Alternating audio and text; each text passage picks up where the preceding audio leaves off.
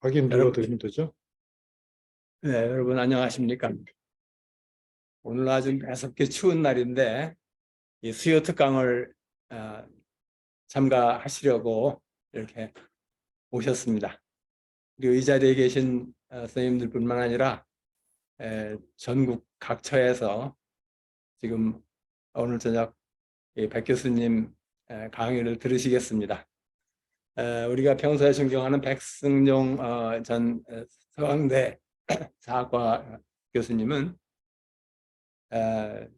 독일에서 자그마치 15년을 계셨어요.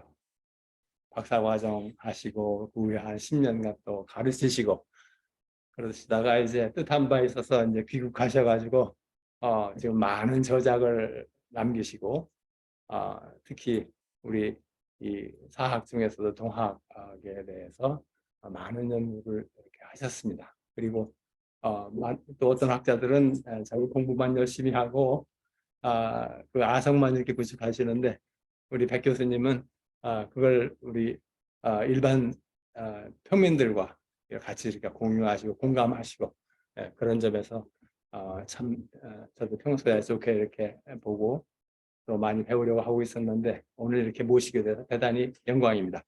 그러면 오늘 백 교수님으로부터 동학에서 미래를 배운다 강의를 들으시겠습니다. 백 교수님. 네, 감사합니다.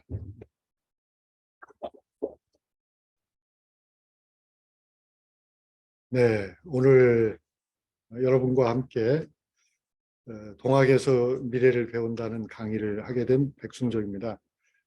조금 전에 이상면 원장님으로부터 과분한 소개가 있었는데요. 사실 저는 잘 모릅니다. 동학도 잘 모르고 공부를 하긴 했지만 역사도 잘 모르고 근데 이제 잘 모르면서 하는 얘기가 굉장히 위험한 얘기인데요. 제가 역사 공부를 처음 시작할 적에부터 사실은 그 동기를 제공한 것이 바로 동학이었습니다. 그래서 따지고 보면 동학에서 시작한 역사 공부를 매듭진 것은 아닙니다만 지금도 하고 있습니다만 아주 크게 원을 그리면서 동학을 향해서 다시 돌아온 뭐 그런 것입니다. 그런데 말은 거창하지만 내용은 매우 부실하기 때문에 실제로 제가 준비해온 자료를 보면서 간단히 설명을 보태드리겠습니다. 우선 제목을 동학에서 미래를 배운다라고 했는데 이거는 과장이 아니고 저는 진실로 그렇게 생각을 합니다. 동학하면 지나간 것, 그건 뭐 역사 시간에나 배우는 거지 이렇게 생각할 수 있지만 물론이죠. 역사 속에 있었던 일이지만 그 동학 안에는 과거만 들어있는 것이 아니고 오늘 우리에게 중요한 나아가서 미래의 한국, 미래의 세계, 미래의 생태계에 중요한 가르침이 들어있다 그렇게 생각합니다. 그래서 먼저는 이런 말씀을 드려야 되겠습니다. 제가 그 부족한 공부입니다만은 이건 절대로 제가 그 뭐랄까 입니다만은 하고 그 다음에 뭐 큰 것이 있다 그런 걸 기대하게 하려는 그런 간악한 수법이 아니고 실제로 제가 부족한 공부죠. 그런데 그 공부를 통해서 제가 발견한 것은 크게 보면 네 가지로 압축할 수 있을 것 같아요. 하나는 동학은 어디서부터 왔는가? 동학은 어디서부터 왔는가라고 했을 적에 이것은 200년 이상 거듭된 저는 그걸 이제 평민 지식인이라고 합니다만 조선 후기 평민 지식인들의 고뇌가 쌓여서 그것이 종교적 천재인 최재호 선생을 통해서 동학으로 꽃이 폈다. 그렇게 이제 동학은 그렇게 왔다. 동학은 물론 최재호 선생이 창도하신 것이지만 전사가 있다. 수백 년의 전사가 있다 하는 말씀을 하나 드리고 싶고요. 두 번째로 또 공부를 하면서 제가 확실하게 느끼게 된 것은 동학이 동학다운 것은 무엇일까 하는 것인데요. 동학이 동학다운 것은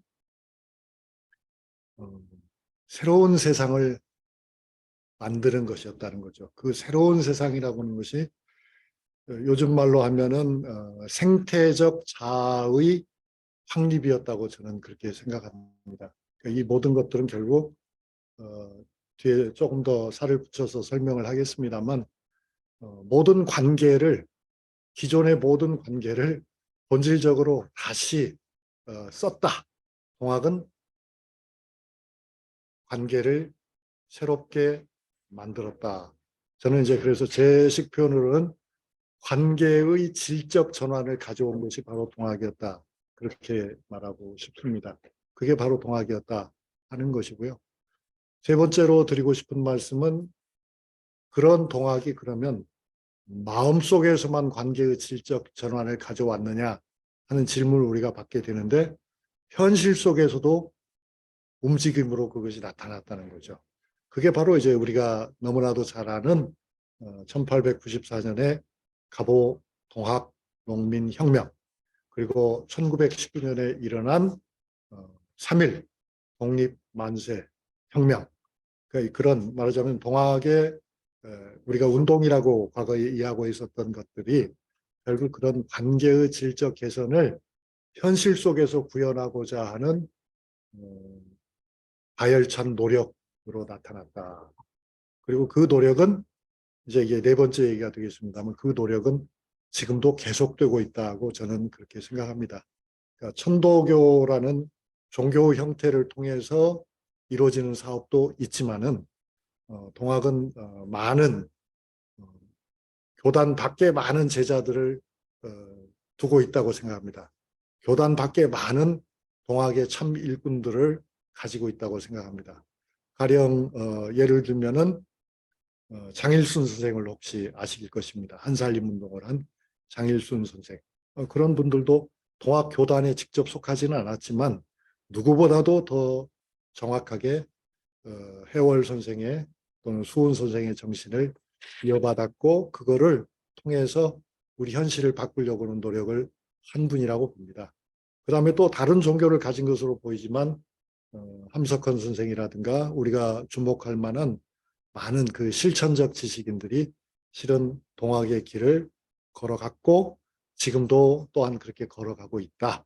그렇게 생각하는 거예요. 그래서 이제 저는 동학에서 우리가 미래를 배운다는 말이 절대 과장이 아니고 사실 그 이상 다르게 이 현실을 표현할 길이 없다고 생각합니다. 그러니까 이런 생각을 저는 여러 해 전에 청년들과 함께 공유를 했었습니다. 그러니까 영등포에 가면은 하자센터라고 하는 그런 일종의 대한교육기관이 있죠. 거기서 이제 청소년들과 함께 네 차례에 걸쳐서 동학 이야기를 했고요. 그것을 정리한 것이 이제 이 조그만 책자 동학에서 미래를 배운다는 제 책입니다. 그래서 저는 이게 이제 처음으로 강조하려고 하는 것은 동학이 어디서부터 오는가라고 하는 말을 했을 적에 사실은 정감록을 떠나서 동학은 있을 수 없다고 저는 생각을 했고요. 그 정감록이라고 하는 것은 예언서죠, 물론. 그 예언서를 중심으로 수백 년 동안 비밀 결사 활동이 활발했습니다. 조선 후기에. 그리고 그 비밀 결사 운동의 중심에는 지식인이 있었는데 그 지식인들은 전통적인 양반 지식이 아니라 전통적 양반 지식인 가문에서 나왔다 하더라도 평민적 지식인들이었다. 그래서 저는 그분들을 평민 지식인이라고 하는데요. 이분들이 이제 나타나서 뭔가 새로운 활동을 하게 되는데 그 새로운 활동을 하게 된 계기는 조선 후기에 이르러서 시간이 가면 갈수록 우리 사회를 뭐랄까 평화롭게 유지하고 있었던 사회적 합의가 무너졌던 것입니다. 그러니까 사회적 합의가 무너지면서 비밀결사 운동이 활발하게 활기를 띄었고 그것이 결국 이제 아까 말씀드린 최재우라고 하는 종교적 천재죠. 예수도 종교적 천재, 석가모니도 종교적 천재, 마호메트도 종교적 천재라고 했을 적에 수훈 최재우 선생도 종교적 천재죠. 한국이 내놓은 역사 속에서 내놓은 최대의 종교적 천재가 나타나서 후천개벽이라고 하는 총체적 대안을 제시했던 거다. 그 이야기를 오늘 이 시간에 좀 해보고 싶습니다. 그리고 이제 그러한 그 천재가 일어나서 후천개벽 운동을 활발하게 하게 된 것은 사실 이제 사회적 분위기와도 관계가 있죠. 그때 이제 전염병이 널리 퍼졌습니다. 19세기 말에. 우리는 오늘날 코로나19로 고생을 하고 있는데요. 이와 같은 전염병은 역사적으로 보면은 일정한 주기는 아니지만 여러 차례 역사 속에서 반복된 그런 패턴을 보이고 있습니다. 그래서 이제 그 전염병이 유행하기 전과 유행한 이후의 상황이 여러모로 달라지는 것인데요. 어쨌든 19세기에 우리는 인플루엔자, 콜레라, 천연두 이런 여러 가지 전염병의 습격을 받았고 그 속에서 이제 사회는 불안의식이 극대화됐는데 그럴 때 이제 평민 지식인들이 결사운동을 통해서 새로운 세상을 열어가는 답을 제시했습니다. 그게 이제 동학이었다고 저는 생각을 하는 거죠. 이제 화면에 보시는 거는 정감록이죠. 정감록이란 무엇입니까? 예언서죠. 어떤 예언서입니까? 나라의 운명을 예언하는 것이죠. 보통 우리가 점술서라고 하는 것은 한 개인의 운명을 예언하는데 우리나라에는 좀 특별한 전통이 있습니다. 그 특별한 전통이 바로 국가의 운명을 예언하는, 마치 한 사람의 사주를 말하듯이 국가의 사주를 말하는 그런 예언서의 전통이 매우 깊습니다. 그것은 이제 문헌으로 확인할 수 있는 걸로 보면은 삼국시대 말기까지 거슬러 올라가는 것이죠. 그런데 그게 내려오면서 어떤 예언이 등장하고 사라지고 등장하고 사라지고 하는데 이런 것들이 이제 결국 정감록이라고는 예언의 호수를 형성한다. 저는 그걸 예언의 호수라고 말합니다. 그러니까 예언서 하나하나는 물방울도 될 수 있고 개천도 될 수 있는데 실개천도 될 수 있고 또 어느 시기에는 있다가 그 다음에는 사라지기도 하고 안 보이기도 하는데 그런 것들이 제가 여러 해 동안 조사를 해보니까 다 숨어 있다가 이게 정감록이라고 하는 그 예언서 안으로 다 들어갔어요.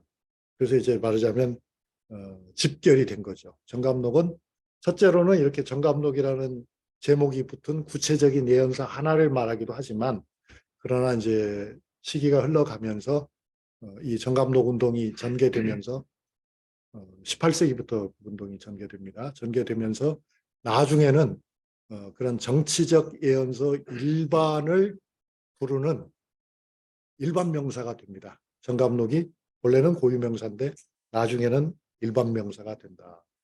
그러니까 그만큼 인기가 있었던 거죠.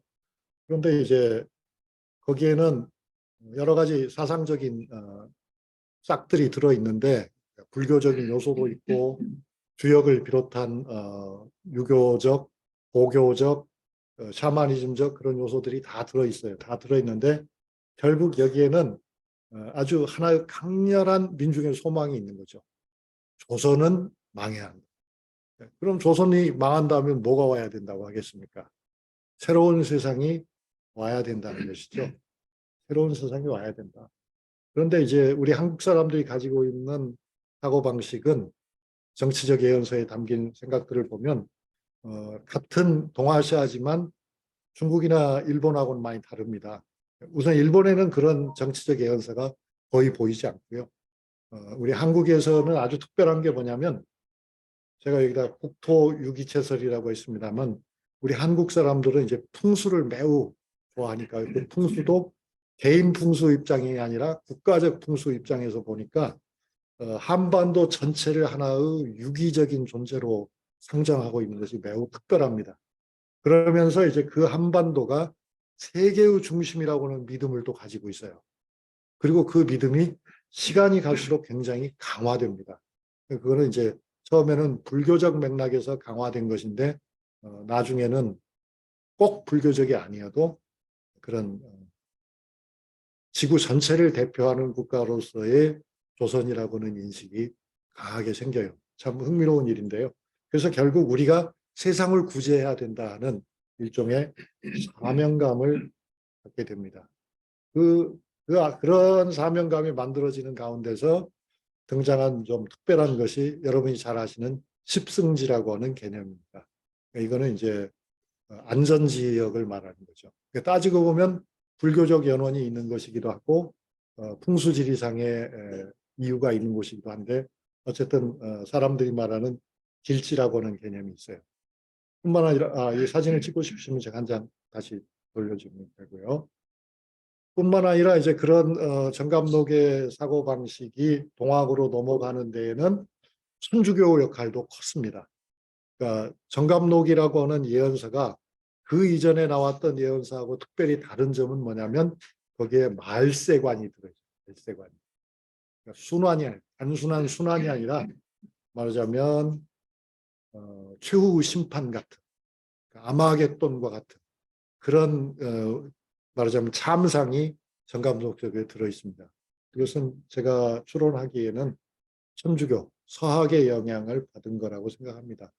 그리고 이제 이 정감록 때는 서구와의 접촉을 통해서 동아시아를 하나의 운명 공동체로 인식하는 틀이 들어 있습니다. 그리고 이제 말씀드린 것처럼 그런 동아시아가 하나의 운명의 주체라고 했을 적에 키를 누가 갖고 있느냐, 누가 이 문제를 적극적으로 해결해야 되느냐 하는 그런 질문이 나오기 마련인데요. 거기서 이제 그 역할을 우리가 해야 된다는 의식이 강합니다. 그래서 당연히 이런 정감록은 그 자체는 미신에 지나지 않는 것처럼 보이지만 이걸 우리의 많은 할아버지 할머니들이 생각을 하고 또 생각을 하고 생각을 하면서 거기서 기존의 종교를 적당히 혼합한 말하자면 혼합물로서의 동학이 아니고 혼합물이 아닙니다. 혼합물로서가 아니라 재창조된 그러니까 과거의 요소를 다 끌어안았지만 분명히 이것은 뭐 원숭이의 팔과 기린의 목을 합친 것이 아니고요. 그런 요소들을 받아들이지만 완전히 새로운 하나의 총체적으로 다른 모습을 가진 종교를 만들어내게 되었다. 그것이 바로 동학이라고 생각하는데요. 그러니까 여기서 말하는 종교라고 하는 것은 좀 넓은 의미로 해석을 하고 싶습니다. 그러니까 아주 신앙생활이라고는 좁은 의미에서의 종교가 아니고 정치, 사회적 관계를 총체적으로 개선하는, 즉 사람의 삶의 안과 밖을 다 완전히 바꾸는 그런 의미에서의 종교입니다. 그래서 이게 사랑과 평화의 실천을 위한 새로운 전망이 되는 것입니다. 그래서 여러분이 아시다시피 지금도 이제 우리는 굉장히 어려운 세상을 살고 있죠. 정치적으로도 매우 혼란하고 또 경제적으로도 양극화가 심하고 또 기후라는 점에서 전염병이라는 점에서 뭐 여러 가지로 굉장히 어려운 과제들을 안고 있습니다만 그건 사실 우리만 안고 있는 것이 아니고 우리와 동시대를 살고 있는 지구 곳곳이 다 같은 문제로 고민을 하고 있는데요. 이런 문제를 어떻게 해결할 것인가 매우 절망적으로 보이기도 하지만 이 지그문트 바우만이라고 하는 흥미로운 영국의 사회학자, 폴란드 계통의 사회학자죠. 이분이 말한 것처럼 결국 우리는 끝까지 희망을 포기할 수 없는 그런 존재인 것 같고요. 동학은 그런 의미에서 19세기 말에 대단히 혼란스럽고 절망적인 상황에서 우리에게 희망을 제시했다는 점에서도 우리의 과거이자 우리의 미래이기도 하다 하는 생각을 합니다. 그런데 혹시 여러분 이 지그문트 바우만이라고 하는 분에 대해서 좀 알고 계신가요? 이분은 한 가지 측면에서 꼭 주목하고 싶은데요. 돌아가신 지 몇 년 됐는데 이분이 65세의 사회학자로서 정년 퇴임을 할 때까지는 아무도 이분을 아는 사람이 없었어요. 그러니까 성실한 학자였죠. 성실하고 생산적인 학자였지만 아무도 지그문트 바우만을 몰랐습니다. 왜냐하면 그는 폴란드 출신으로 영국에 와서 활동을 하고 있는 아주 작은 한 교수일 뿐이었으니까요. 그런데 이분이 정년 퇴임을 하고 나서부터 인생이 달라졌습니다. 왜냐하면 정년 퇴임을 하고 난 다음에 이분은 더 이상 전문적인 논문을 쓰지 않았어요. 정년 퇴임을 한 그 다음부터는 시민과 함께하는 글을 쓰기 시작한 겁니다. 그리고 요새 말로 그게 아주 대박이 난 겁니다. 그러니까 이분이 착실하게 학문의 길을 갔던 것이 바탕이 돼가지고 이제 대개 이제 그러다 보면 사람들은 전문적인 학자가 되면 일반 시민과는 소통할 수 없는 매우 협소하고 전문적인 언어 속에 갇힐 수 있죠. 그런데 이분은 그렇지 않았던 거예요. 그래서 이분은 정년퇴임하고 난 다음에 제2의 인생을 정말 멋지게 살았다. 제가 왜 이야기를 하겠습니까? 이것은 우리 모두에게 어쩌면 오늘날 고령화 사회에서 많은 그야말로 65세 이상의 실질적으로 청년이죠.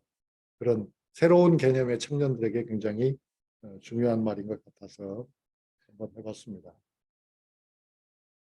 그 정감록 운동의 중심에 이제 평민 지식인들이 있었다는 얘기를 하는데요. 우리가 잘 모르고 있었던 것은 뭐냐면 학교에서 배운 역사 속에는 비밀 결사가 안 나옵니다. 왜냐하면 비밀 결사가 존재하지 않아서 안 나오는 게 아니고 공식적인 역사 서술에서는 이 사람들이 말하자면 지워졌기 때문이죠. 왜 지워졌게 했습니까? 그것은 위험하기 때문에 지운 것입니다. 그러니까 어떠한 역사적 흔적을 기록해 놓으면 그것 자체가 나중에는 불씨가 되는 거거든요.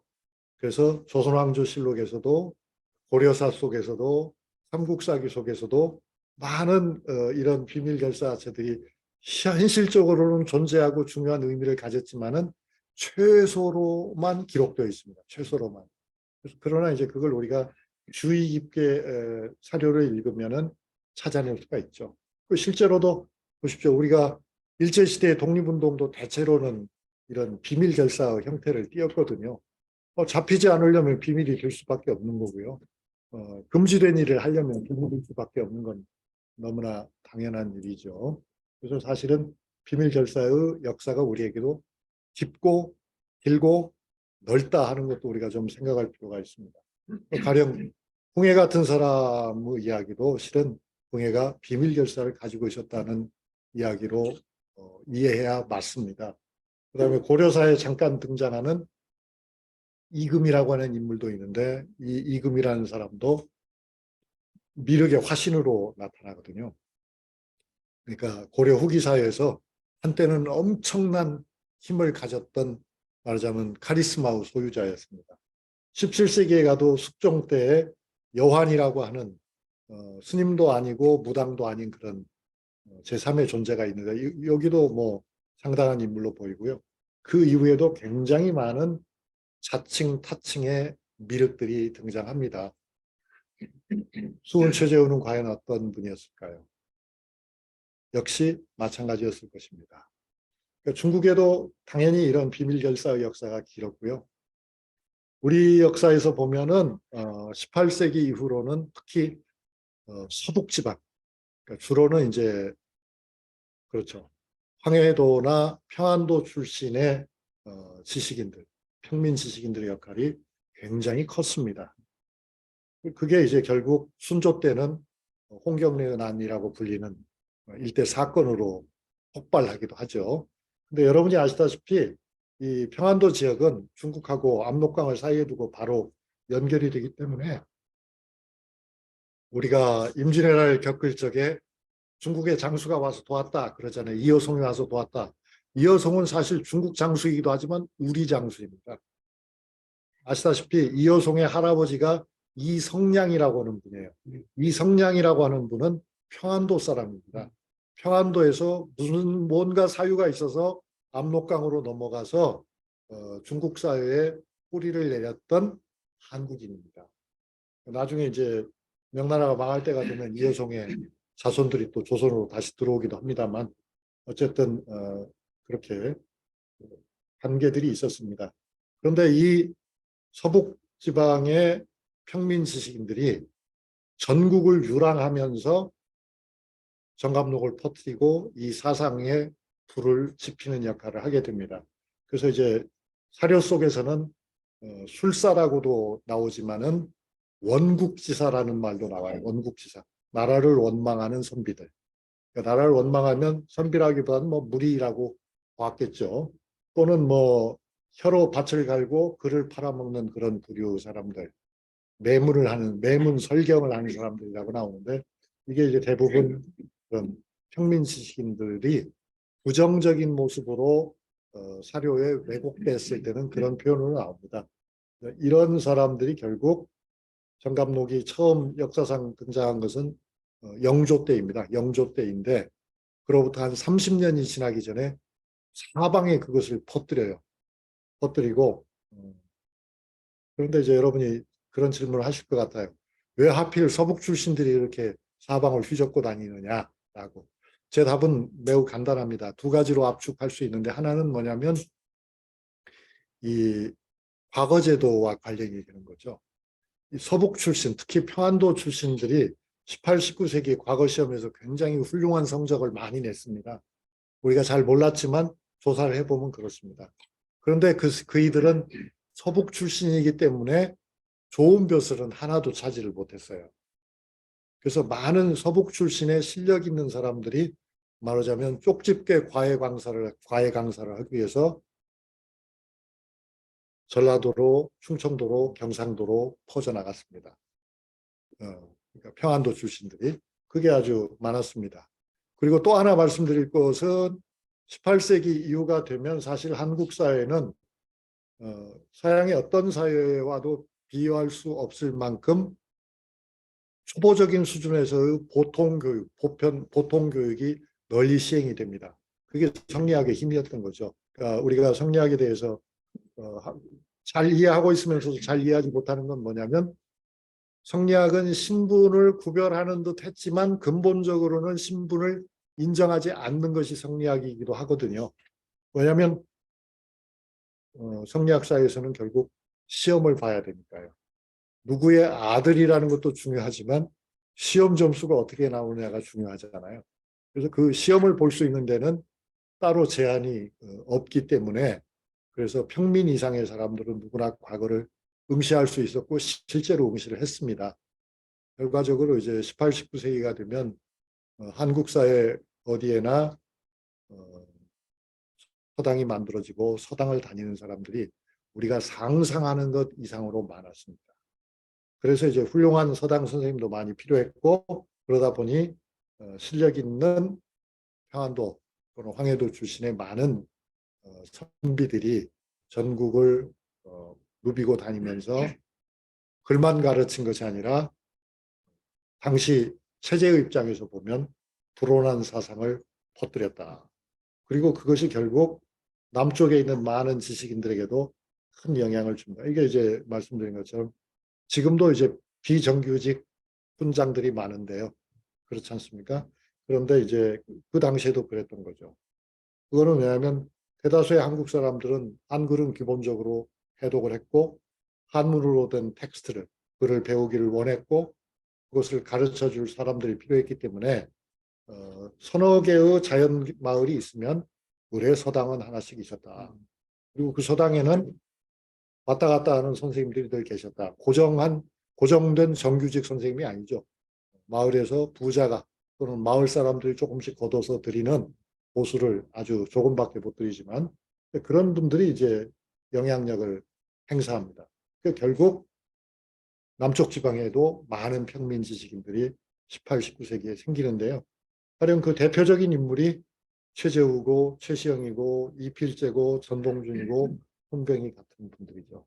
제가 여기서 평민 지식인이라고 말한 것은 이분들의 신분이 꼭 평민이어서가 아니고 이분들의 이미 가치가 평민지향적이었기 때문에 그렇게 말씀드린 거예요.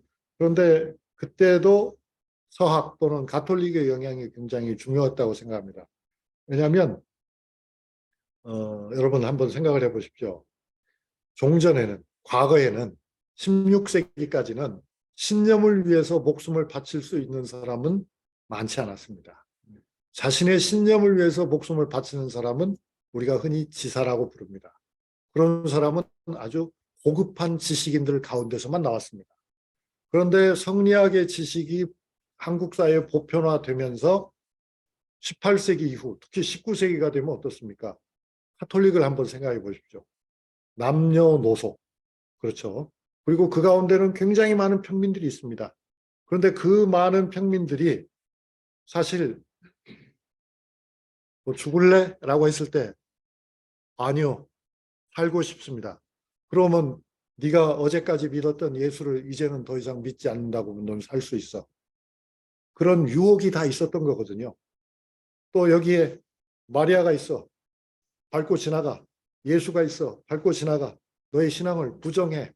하면 사실 그 자리에서 밟고 집에 가서 믿기 시작해도 되는 거 아닙니까? 회개하면 되잖아요, 가서. 그걸 그 사람들이 모르는 게 아니잖아요. 그런데 어땠습니까? 우리가 정확하게 숫자를 알 수 없을 정도로 많은 사람들이. 그걸 역사에서는 수만 명이라고 하죠. 수만 명의 평민들이 신앙을 지키기 위해서 목숨을 던졌습니다. 그것이 조선입니다. 저는 그런 점에서 조선은 매우 성공적인 나라였다고 생각합니다. 아주 평범한 보통의 사람들도, 배움이 그렇게 많지 않은 사람들도 자신의 신념을 위해서 죽을 수 있다는 것을 증거했어요. 한 사람이 아니고, 10사람이 아니고, 100사람이 아니고, 10,000사람이 아니고, 수만 명이. 그것이 여러분, 당시 조선사에 어떤 영향을 주었다고 생각하십니까, 여러분? 저는 그것은 엄청난 혁명이었다고 생각합니다. 이제 사실상 조선 사람은 누구나가 자기의 신념을 위해서 죽을 수 있는 나라가 된 겁니다. 보다 200년 전에는 조광조만이 죽을 수 있었는데, 또 특별한 누구 선비만이 죽을 수 있었는데, 이제 19세기 조선에서는 누구나가 자신의 가치를 위해서 희생당할 것을 각오하고 그것을 당연한 것으로 아는 세상이 되었다. 그것이 따지고 보면 성리학의 힘이었던 것입니다. 선비를 기르다 보니 결국은 모두가 선비가 된 것이죠. 그것도 아주 훌륭한 선비가 된 것이죠. 그런 의미에서는 이제 이러한 흐름이 결국은 동학 속으로 들어가는 것이죠. 그러니까 왜 그렇게 많은 동학군이 죽을 수 있었는가? 왜 그렇게 많은 사람들이 죽음을 두려워하지 않고 일어날 수 있었던가? 그들은 과연 자기들이 원하는 일이 쉽게 이루어질 수 있을 거라는 그런 잘못된 판단을 해서 일어났던 것인가? 아니면 목숨을 잃을 수밖에 없는 그런 상황이 오더라도 이렇게 우리는 할 수밖에 없다는 절박한 신념을 가졌던 것인가? 그 질문에 대해서 우리의 돌아가신 조상들은 답을 하지 않습니다. 그러나 저는 분명하게 답이 있다고 생각합니다. 서학을 보라. 동학이 다를 것이 없다. 마찬가지다. 동학이란 이름부터도 사실은 서학이란 이름을 얼마나 깊이 염두에 둔 이름이었습니까? 상대적인 이름이잖아요. 그렇지만 사실 그것은 다 우리 모두의 얼굴이었던 것이죠. 그래서 지금 보시다시피 이게 뭡니까, 여러분? 이게 지금 기후 위기 문제를 헤쳐나가기 위해서 애를 쓰고 있는 스웨덴의 한 청년이죠. 그 청년이 지금 툰베리라고 하죠. 그레타 툰베리의 사진인데, 말하자면 이런 그레타 툰베리가 19세기 조선에는 너무나도 많았던 것이죠. 지금은 서양의 아이들은 금요일 날마다 학교를 안 가고 기후위기에서 세상을 건지기 위해서 금요일에 데모를 하는데, 우리 한국에서는 그렇게 많은 사람들이 자신의 가치와 신념을 위해서 목숨을 초계처럼 던진 이 나라에서는 이렇게 하는 사람이 없지는 않은데 이제는 너무나 희귀해진 것 같아요. 그런 의미에서 서학의 길, 동학의 길은 사실 우리에게는 지나간 역사가 아니라 미래이기도 한 거죠. 이제 사회적 합의 문제를 얘기하면 이런 거예요. 사실 조선 사회는 많은 그 마크시스트들이 또는 유물론자들이 주장하는 것보다는 훨씬 살만한 세상이었다고 저는 그렇게 판단합니다. 그건 결코 조선에 대한 어떤 강한 노스탈자를 제가 가져서 그렇게 미화하는, 낭만적으로 미화하는 그런 것이 아닙니다. 조금만 여러분이 생각해 보시면은 제 말씀을 받아들일 수 있을 것입니다. 사실 조선 사회에서는 오랫동안, 그러니까 19세기가 되기 이전에 18세기까지의 조선 사회에서는 발전이라는 개념은 거의 없었거든요. 자본을 축적한다는 개념은 거의 없었거든요. 그런 것은 거의 없었습니다. 시장이 발달하긴 했지만 그 시장의 발달의 정도가 대단히 미약했던 것이 사실입니다. 그것은 중국이나 일본이나 또는 서양의 여러 나라와 비교해 보면은 정말 비할 수 없이 상업의 발전이 제한되어 있었습니다. 그런 우리 사회에는 좋은 점이 많이 있었습니다. 그 좋은 점이 뭐겠습니까? 나눠 먹고 살아야 되는 겁니다. 말하자면 여러분이 생각하시는 것과는 달리 조선에 오일장이 있었지만 조선 후기에 오일장들이 많이 생겨나고 있었지만 그 많은 오일장에도 쌀이나 보리를 팔지 않는 오일장이 더 많았어요. 쌀이나 보리를 와서 팔 수 있는 사람이 그렇게 많지 않았어요. 소를 파는 장은 드물었어요. 왜 그러겠습니까? 배추를 파는 장은 아마 없었을 것입니다. 무나 배추를 파는 장은. 그거 왜 그랬겠습니까, 여러분?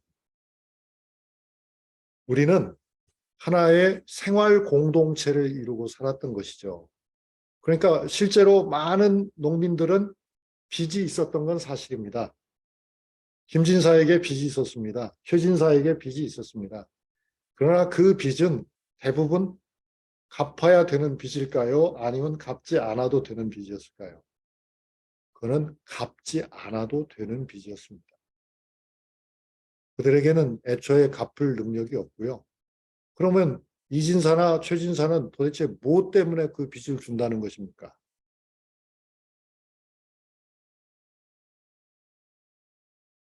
그냥 주기도 하죠, 물론. 그냥 주기도 하지만 그것이 바로 그들의 어떤 사회적인 명예를 높이고 그들의 지배력을 강화하는 것이어서 그렇긴 하죠. 하지만 기본적으로는 이것이 하나의 유기적인 질서를 가지고 있었다. 그리고 대개의 농민들은요, 만약에 빌려간 빚을 독촉하는 김진사나 이진사가 있으면 그런 사람도 물론 있었죠. 그러면 어떻게 했을 것 같습니까? 그 농민들은. 그 농민들은 도망을 칩니다. 그래서 조선의 호적을 보면 조선에는 3년마다 호적을 하나씩 만들었죠. 호적을 보면 3, 40년 동안에 작성된 호적을 보면요. 가난한 가난한 사람으로서 그 호적에 실렸던 사람들은 3, 40년이 지나면은 아무도 남아 있지 않아요. 다 떠났어요. 그리고 그 자리는 새로운 사람들이 메꾸고 있어요. 그럼 그 떠난 사람들은 어디로 갔겠습니까? 다른 지역으로 가 있는 거죠. 말하자면 이 고을에서 저 고을로 가고 저 고을에서 이 고을에 와서 똑같은 생활을 계속하고 있었던 것입니다. 그것이 조선사회의 눈에 보이지 않는 룰이고 그 룰이 지켜지기 위해서는 여러 가지 조건이 있었던 거죠. 하나는 지주가 자기의 자기의 그 뭐랄까 재산이죠. 자기의 소득을 지금 우리가 생각하는 것보다는 매우 비자본주의적 방식으로 처분한다는 것이죠. 그러니까 가령 명제윤증이라고 하는 인물이 여러분 기억에 있을 겁니다. 17세기를 대표하는 우리나라 학자죠. 그 집안은 논산에서 대대로 살았는데요. 그 집안은 항상 삼천석을 유지했다고 그래요. 마음만 먹으면은 삼천석이 만석도 될 수 있어요. 왜냐하면 흉년에 땅을 사면 되니까요. 근데 그렇게 하지 않았다거든요. 그러니까 적어도 수입의 3분의 1 정도는 남을 위해서 썼던 것입니다. 그다음에 여러분이 잘 아시는 경주에 가면은 최부잣집이 있잖아요. 너무나 여러분이 잘 아시잖아요. 사방 백리 안에 굶어 죽는 사람이 있으면은 그것이 우리 책임이다라고 느꼈던 사람들이에요. 그럼 여러분 그런 말하자면 명제와 같은 집안, 그 경주 최부자와 같은 집안이 다른 고장에는 없었을까요? 아닙니다. 대개의 부자들은 그렇게 살았습니다. 조선의 부자란. 그렇기 때문에 조선 사람들이 만든 99간 집은요, 일본 사람이나 중국 사람이나 서양의 부자들이 만든 집과는 근본적으로 다른 모양입니다. 어떤 모양입니까? 우선 외부의 침략을 염두에 두지 않은 집들이죠. 왜 그렇습니까? 침략을 받을 일이 없으니까요. 침략이 어디로부터 오는 겁니까? 어려움이 생겼을 적에 그걸 끌어안고 내놓지 않으니까 침략이 생기는 것이죠. 그런데 대개의 부자들은 어려움이 있으면은 재산을 다 내놓는 것을 일반적으로 생각하고 있었기 때문에 방어 시설이 따로 필요 없었던 거죠. 그리고 그 훌륭한 집들은 다 기와이거나 하여튼 초가이거나 목조로 된 것인데도 불구하고 수백 년씩 유지가 됩니다. 종가가 다 그렇지 않습니까? 그건 어떻게 가능한 겁니까? 불만을 품은 하층민들이 그 지역에 같이 살고 있었으면 그것은 절대로 불가능한 일입니다. 그때는 CCTV가 없었습니다, 여러분. 보라살만 하나 날리면 그건 다 불더미가 되는 겁니다. 잿더미가 되는 겁니다. 그런데 많은 집들은 그런 화재를 겪기도 했지만 그보다 훨씬 더 많은 부잣집들은 그런 화재를 겪지 않아도 됐습니다. 왜 그렇습니까? 내놓았기 때문이죠. 내놓았기 때문입니다. 그러니까 그렇게 내놓았기 때문에 조선이 거의 막바지에 이르도록 민중이 일으킨 반란 같은 것은 거의 없었습니다. 민중이 일으킨 반란 같은 건 거의 없었어요. 그것은 그런데 이제 오기 시작합니다. 언제 일어나기 시작합니까? 상업화가 조금씩 진행이 돼서 상당 수준에 도달했을 때부터는 난리가 일어나기 시작합니다. 그리고 더군다나 나라의 문을 열어서 일본으로 우리나라의 곡물이 빠져나가게 될 때에는 이제 난리가 진짜로 많이 일어납니다. 흔히 여러분이 아시다시피 이 조선 각지에서 난리가 많이 일어나기 시작한 것은 언제부터예요? 1862년부터예요. 임술민란입니다. 임술항쟁이라고도 하고. 그리고 이제 그 다음에 일본과 국교가 열린 것은 1876년인데요. 1880년대 이후가 되면 아주 많아집니다. 그리고는 드디어는 1894년에 사건이 땅 터지는 거죠. 그럼 여러분, 그런 갑오 동학 농민 혁명이 하필 그 이념 자체는 경상도, 경주에서 생겼는데 그 사건이 터진 건 어디입니까? 이건 이제 지금 경주 최부자네 집 가운인데요. 뭐 여러 가지 좋은 말씀이 있는데 어디서 딱 터집니까? 전라도에서 터지죠. 그 전라도에서 터진 이유가 뭐라고 생각하십니까, 여러분? 그것은 결국 무역 개방으로 인해서, 즉 곡물 수출로 인해서 가장 결정적인 타격을 받은 지방이 전라도였기 때문이죠. 전라도가 평야 지방이니까요. 여러분이 아시다시피 그때 전라도에 아주 작은 지주, 우리나라가 일본과 조약을 맺었을 당시에 전라도에 200석 정도의 작은 지주가 한 집이 있었습니다. 그 집이 바로 동아일보 고려대학의 출발점이 되는 인천 김성수의 아버지, 할아버지였습니다. 200석 정도의 동네 부자였습니다. 그런데 그분들이 30년이 지난 다음에 약 1908년쯤도 되면 200석이었던 집이 얼마로 늘어난지 아십니까? 재산이 8만 석으로 늘어납니다. 200석짜리 부자가 8만 석으로. 그것이 어떻게 가능했겠습니까? 그것은 수출을 통해서 가능했습니다. 자기 논에서 난 것만 수출한 것이 아닙니다. 그럼 그분은 어떻게 한 겁니까? 그분은 아주 부지런하고 유능하게 법의 테두리 안에서 자기가 수집할 수 있는 모든 곡물을 수집해가지고 그것을 일본 사람에게 파는 겁니다. 그래서 떼부자가 된 겁니다. 30년 만에.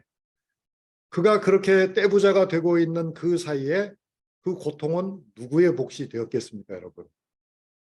그 고통은 1차적으로는 많은 소작인들의 고통이 됩니다. 그 다음에는 이제 몰락한 지주들의 것이 되는 것이죠.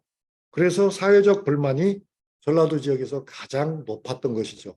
그러나 이거는 분명히 과장해서는 안 되는 것이 전라도만의 문제는 아니었습니다. 비슷한 문제가 경상도에서도 일어나고 황해도에서도 일어나고 충청도에서도 일어났던 것이죠. 그러니까 그 동학 농민 혁명이 전라도만의 혁명이 아니라 우리나라 전역에 해당되는 일이긴 했지만 가장 심각하게 피해를 본 것은 전라도였다. 평야지대였습니다. 거기서 농민들이 일어났다. 또 하나 이야기가 있습니다. 그건 뭐냐면 그런 것이 가능했던 것은 전라도 지역의 농민들이 가장 효율적으로 조직되어 있었기 때문이죠. 그럼 왜 가장 효율적으로 조직이 되어 있겠습니까? 우리는 보통 그 농민들의 조직이라고 말을 하면은 두레를 떠올리는데 그 두레는 무슨 신석기 시대부터 있었던 것이 아닙니다. 농민들의 조직이 강화된 것은 18세기 이후의 일입니다. 그 이전의 일이 아닙니다. 그리고 농사를 짓기만 하면 어디나 다 그렇게 농민 조직이 만들어지는 건 아닙니다. 지주 힘이 강한 곳에서는 그런 농민의 조직을 만들도록 허용하겠습니까? 안 하겠습니까? 허용하지 않습니다. 그러니까 무슨 뜻이 되냐면 조선이라고 하는 나라는 지주가 있었기는 하지만 그 지주들이 어땠다? 다른 나라의 지주에 비하면은 지주 입장에서 본다면 농민에 대한 장악력이 낮았던 것이고요. 농민의 입장에서 본다면 농민의 자율성이 많이 보장된 그런 자연스러운 생활 공동체였던 것입니다. 여러분 어느 편이 더 좋습니까? 이제 그러한 사회적 합의가 깨졌기 때문에 사람들이 반발을 했다. 그리고 그 사회적 합의가 깨질 적에 그 농민들을 누군가는 조직해야 되잖아요. 그 조직한 사람들이 바로 평민지식인인데 여러분이 이미 알고 계시지만 전봉준 공초에서도 말하고 있죠. 그대의 직업이 무엇이야? 라고 했을 때 뭐라고 말합니까? 나는 학구요 라고 얘기합니다. 학구. 우리가 학구파라고 할 때 쓰는 학구. 학구라는 게 무엇입니까? 선생이죠. 훈장입니다. 전봉준은 떠돌이 인기 강사였습니다. 김계남 어떻습니까? 김계남도 역시 마찬가지로 떠돌이 인기 강사였습니다. 그럼 손아중은 어땠습니까? 손아중도 역시 마찬가지로 떠돌이 인기 강사였습니다. 그러니까 그들은 이미 A라는 고을, 그 옆에 있는 B라는 고을, C라는 고을을 여러 해 동안 왕래하면서 많은 사람들에게 지식을 제공하고 의식을 일깨우고 그런 역할을 했기 때문에 이제 막판에 문제가 생겼을 때는 봉준이나 하중이나 개남이 형이 일어나자 때가 됐다 라고 하면 일어나겠어요? 안 일어나겠어요? 다, 예, 다 일어나는 겁니다. 그게 이제 농민 조직과 결합이 되는 거죠. 그래서 이제 사회적 합의가 깨졌을 적에 결국 그런 지식인의 역할, 그때의 그 분노한 민중들을 누가 어떻게 추수를 하느냐 하는 것이 굉장히 중요한 역할을 했다 하는 것입니다. 그러니까 결국 그렇게 할 수 있었던 것은 동학이 좀 특별했기 때문에 가능한 거예요. 동학이 아니었으면 그렇게 크게 일어나지는 못했을 거라고 봅니다. 동학이 특별하다는 것은 무슨 뜻이냐면 저는 이것을 대항 이데올로기라고 부릅니다. 그러니까 제가 부르는 명칭입니다. 그러니까 그 당시에 국가를 지배하는 이데올로기는 여러분이 다 아시다시피 성리학이었잖아요. 그 성리학에 대항하는 이데올로기를 만들어낸 겁니다. 그 대항하는 이데올로기가 바로 동학이었던 것이죠. 그러니까 동학은 성리학을 상대로 해서 문화투쟁을 일으킨 것입니다. 즉 문화적 헤게모니를 둘러싼 전쟁을 한 겁니다. 그 전쟁이 바로 동학의 포교활동 그 자체이기도 하고 그보다 더 눈에 띄는 구체적인 전쟁은 우리가 동학농민혁명이라고 부르는 바로 그 사건으로 나타났습니다. 그런데 그 사건이 끝난 다음에도 사실 이 쿨투어 캠프, 문화투쟁은 사라지지 않았어요. 그것이 여러분이 잘 아시는 이 건물에도 신인간사 사무실도 있고 그런데요. 신인간이 나오고 개벽이 나오고 이런 여러 가지 잡지를 통해서 시민들을 일깨우고 새로운 사회를 만들기 위해서 많은 동서양의 지혜를 모아서 그것을 잡지 형태로 사람들에게 제공을 하고 그 어른들만으로 문제를 끝내지 않고 어린이에게까지 여성에게까지 그 말하자면 주체로서, 문화투쟁의 주체로서 어린이, 문화투쟁의 주체로서 여성까지 주목한 것이 바로 천도교, 즉 동학이었죠. 그렇게 보면 이 대항 이데올로기라고 하는 것은 굉장히 큰 힘을 가졌는데, 그런데 이제 혹자는 이렇게 물어볼 수는 있어요. 저는 이제 2분 후에 강의를 일단 마치려고 하는데요. 10분 쉬어야 되니까요. 그러면 어떻게 해서 한국에서는 이 대항 이데올로기가 종교라고는 의피를 쓰게 되었냐. 종교라고 하는 것은 일반적으로는 중세적인 것인데 지금 19세기도 끝나가는 마당에 하필 종교 이름을 가지고 이런 문화투쟁이 벌어진 것이 좀 시대착오적이지 않나, 이런 질문을 할 수도 있죠. 실제로 제가 그런 질문을 받은 적이 있어요. 제가 그 2007년에 이 정감록에 관한 2권의 책을 냈을 적에, 그때 그것이 이제 KBS 원에서 TV 책을 말하다 테마북이었습니다.